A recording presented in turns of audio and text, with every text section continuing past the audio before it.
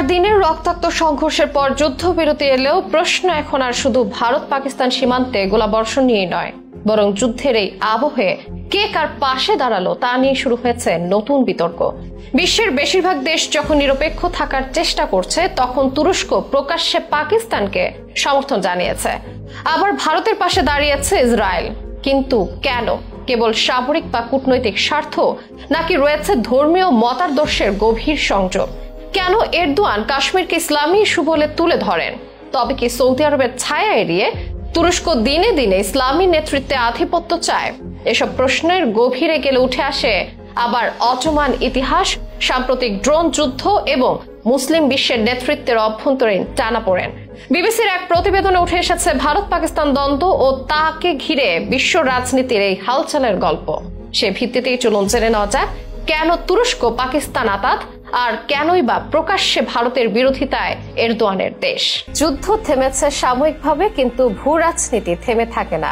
ভারত এবং পাকিস্তানের সাম্প্রতিক সংঘর্ষে যেমন অস্ত্রের ঝনঝনানি ছিল, তেমনি ছিল কূটনৈতিক অবস্থাগুলোর কড়া বাটা। এবং এখানে স্পষ্ট হয়ে ওঠে তুরস্কের ভূমিকা। তুরস্কের প্রেসিডেন্ট রিসেপ তাইপ এরদোয়ান পাকিস্তানকে ভাতৃপ্রতিম রাষ্ট্র বলে দিয়ে আখ্যা প্রকাশ্যে দোয়া করেছেন তাদের জন্য। একই সময় পাকিস্তানে পৌঁছেছে তুর্কি বিমান এবং যুদ্ধ জাহাজ, যা বন্ধুত্বের নিদর্শন বলে উল্লেখ করলেও এর প্রতীকী বার্তা ভারতের কাছে যথেষ্ট স্পষ্ট। ভারত অভিযোগ করেছে তুরস্কের ড্রোন ব্যবহার করে পাকিস্তান হামলা চালিয়েছে, আর পাকিস্তান বলছে ভারত ইসরায়েলের ড্রোনে আঘাত হেনেছে। বিশ্ব যখন সংঘর্ষ এড়িয়ে স্থিতিশীলতার পক্ষে কথা বলছে, তখন তুরস্ক এবং ইসরায়েলের পক্ষ নেওয়া যেন এক নতুন ভূকূটনৈতিক বাস্তবতার ইঙ্গিত। এই অবস্থান যদিও হঠাৎ নয়, বরং তুরস্ক পাকিস্তান সম্পর্কের ভিত্তি অনেক পুরনো। 1950-এর দশক থেকে এই সম্পর্ক শুরু হলেও একে মতাদর্শিক এবং ধর্মীয় বন্ধনে গেঁথে দিয়েছেন এরদোয়ান। ইসলামী ইস্যুতে তার সোচ্চার ভূমিকা তাকে মুসলিম বিশ্বের একজন অল্টারনেটিভ নেতা হিসেবে প্রতিষ্ঠা দিতে চায়। তালমিজ আহমেদ, সৌদি আরবে ভারতের সাবেক রাষ্ট্রদূত, তিনি বলেন পাকিস্তানের সাথে তুরস্কের নিরাপত্তা এবং সামরিক সহযোগিতা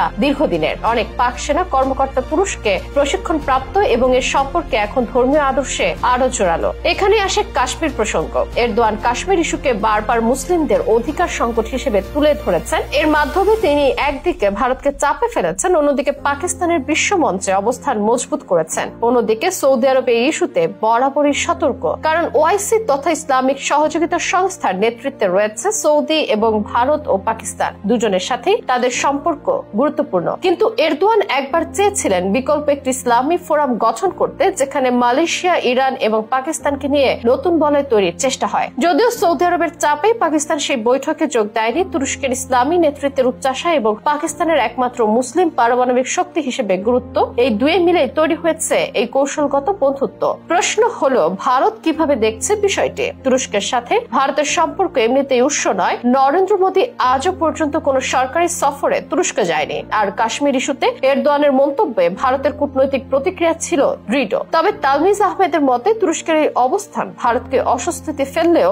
বাস্তব রাজনীতিতে ভারতের সৌদি আরব, ইসরায়েল, কাতার, সংযুক্ত আরব আমিরাতের সাথে সম্পর্ক যথেষ্ট ঘনিষ্ঠ, অর্থাৎ মধ্যপ্রাচ্যে ভারতের কৌশলগত বলয় শক্ত। তবে তুরস্কের এই পাকিস্তানমুখী আগ্রহ যে ভবিষ্যতে নতুন ধরনের ইসলামী মেরুকরণ তৈরি করতে পারে, তাতে অবশ্য সন্দেহ নেই। আর্মেনিয়া, আজারবাইজান ইস্যুতেও এই তিন দেশের ঐক্য দৃশ্যমান। পাকিস্তান, তুরস্ক, আজারবাইজান। তুরস্ক যেখানে আর্মেনিয়া বিরোধী অবস্থানে থেকেছে, ঠিক যেমন পাকিস্তান ও আজারবাইজানকে সমর্থন দিয়ে এসেছে। এই পারস্পরিক সমর্থন রাজনীতির ধারণাটি স্পষ্ট করে, তুমি আমার ইস্যুতে পাশে দাঁড়াও, আমি দাঁড়াবো তোমার ইস্যুতে। এসবে প্রশ্ন দাঁড়ায়, এই মতাদর্শিক সামরিক এবং ধর্মীয় বন্ধন কি দীর্ঘমেয়াদে কৌশলগত জোটে পরিণত হবে? বিশ্ব এখন যুদ্ধবিরতির দিকে তাকিয়ে, কিন্তু ব্যাক স্টেজে চলছে আরো বড় লড়াই। সেটা হচ্ছে প্রভাব, নেতৃত্ব এবং আত্মপরিচয়ের। তুরস্ক হয়তো একটি যুদ্ধ থামাতে চায়, কিন্তু একই সাথে শুরু করতে চায় নতুন এক ইসলামী রাজনীতির অধ্যায়, যেখানে পাকিস্তান তার প্রথম সঙ্গে।